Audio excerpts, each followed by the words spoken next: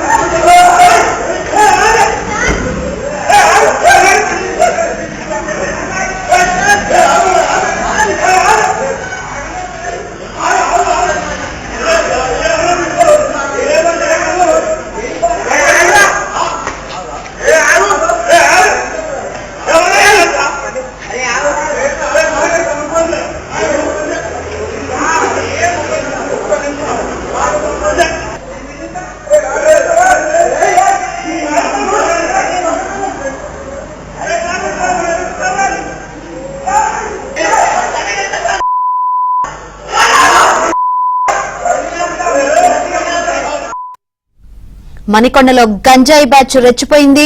రోజు రోజుకు ఆగడాలు మితిమీరిపోతున్నాయని అక్కడ స్థానికులైతే చెబుతున్న పరిస్థితులు అయితే కనిపిస్తుంది. మరిన్ని వివరాలు అందించేందుకు మా ప్రతినిధి శశి సిద్ధంగా ఉన్నారు. శశి, హైదరాబాద్ లో గంజాయి బ్యాచ్లు రెచ్చిపోతూ ఉన్నాయి. అకారణంగా అమాయకుల మీద దాడులకు పాల్పడుతున్నాయి. తాజాగా మణికొండలో గంజాయి బ్యాచ్ రెచ్చిపోయింది. గంజాయి మత్తులో పోచమ్మ కాలనీలోని ఒక యువకుడి అకారణంగా చితకబాదారు. యువకుడికి తీవ్ర గాయాలయ్యాయి. ఉడావుతున్న యువకుని ఆసుపత్రికి ప్రస్తుతం ఆసుపత్రిలో ఆ యువకుడు పొందుతూ ఉన్నారు. సుమారు 10 మంది విలువడి దాడి చేయడంతో కొడుకు తీవ్రమైనటువంటి గాయాలయ్యాయి. ఆ గాయాలకు సంబంధించిన దాడికి సంబంధించినటువంటి అంశాలు సీసీ కెమెరాలో రికార్డ్ అయ్యాయి. అర్ధరాత్రి చోటు చేసుకుంది. అప్పటికి ఒక్కసారిగా 10 మంది కలిసి యువకుడు చితకబాల్సినటువంటి సమయంలో కాలనీ వాళ్ళంతా చేరుకుని వారిని పట్టుకునే లేపు అంతా కూడా పరారైంది. వారు విధించినటువంటి బైక్ మాత్రం అక్కడ ఆ యువకులంతా కూడా అక్కడి నుంచి పారిపోయారు. అయితే ఆ శబ్దాలు తర్వాత ఆ గొడవ విన్న తర్వాత చుట్టుపక్కల వాళ్ళంతా కూడా కింద ప్రయత్నం చేస్తున్నారు. వారంతా కూడా అక్కడ నుంచి పరుగులు తీశారు. గంజాయి పెంచి అర్ధరాత్రి బైక్స్ మీద తిరుగుతూ నిత్యం ఇలాంటి న్యూస్కు పాల్పడుతున్నట్టు కూడా స్థానికంగా ఉండేవారంతా చెప్తూ ఉన్నారు. అయితే ప్రతిసారి కూడా వారిని హెచ్చరించే ప్రయత్నం చేసినప్పటికీ, మరోవైపు పోలీసులకు ఫిర్యాదు చేసినప్పటికీ కూడా ఫలితం లేదు.